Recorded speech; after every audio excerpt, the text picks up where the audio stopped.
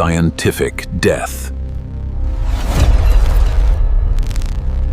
In 1908, on the Italian island of Capri, two exiled Russian revolutionaries sat down to play chess. On the right is Vladimir Lenin. Across from him, Alexander Bogdanov. While the photo suggests a quiet afternoon, they were locked in a bitter struggle. While Lenin's face became the Soviet icon, Bogdanov's was systematically removed from the record. Yet, in this moment, he was Lenin's equal. He was a co-founder of the Bolshevik faction, a trained doctor, a pioneering economist, and a popular socialist science fiction author. Bogdanov developed techtology, a universal science of organization. He argued that a socialist society should not be managed by a central bureaucracy, but should instead grow through the interconnected, spontaneous cooperation of the workers themselves. Lenin saw this systems-based approach as a threat to party discipline. His philosophy relied on a vanguard, a rigid top-down structure where a central authority managed the state with the precision of a machine. Bogdanov's belief in an organic collective was incompatible with Lenin's demand for absolute command. The chess match was a prelude to an inevitable break. By 1909, these ideological differences had completely fractured the Revolutionary Party. The two men moved from debating theory to fighting for control over secret Bolshevik funding. Lenin's response was total. He successfully maneuvered to expel Bogdanov from the Bolshevik Leadership Center. He then published a massive philosophical attack, Materialism and Empirio-Criticism, designed to signal to the rest of the party that Bogdanov was an ideological pariah. This excommunication established a precedent.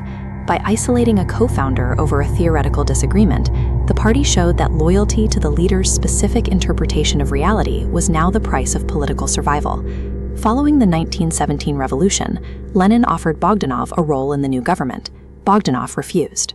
He looked at the heavily centralized Soviet economy and recognized it not as socialism, but as an adaptation of economic activity to the needs of the army, a system he called war communism. Bogdanov focused instead on proletkult, a massive grassroots movement aimed at educating the working class. He believed workers needed their own independent art and science to resist the authoritarian habits of the old regime. Within 3 years, proletkult grew to hundreds of thousands of members. In 1920, the party leadership moved to absorb it. Lenin issued orders to subordinate the entire movement to state control, ensuring no independent cultural center could exist outside the government's reach. Bogdanov's refusal to align with the new bureaucracy eventually made him a target of the secret police. In 1923, he was arrested and held for 5 weeks in a GPU prison. The state's dismantling of proletkult showed that for the Bolsheviks, an independently organized working class was more of a threat than an asset. Recognizing that his political influence was gone, Bogdanov moved his systems research into medicine. He began to view the human body itself as a biological network that could be organized for greater efficiency. He developed a concept called physiological collectivism. He believed that by exchanging blood, citizens could physically share their immunities and vitality, creating a literal biological solidarity among the people.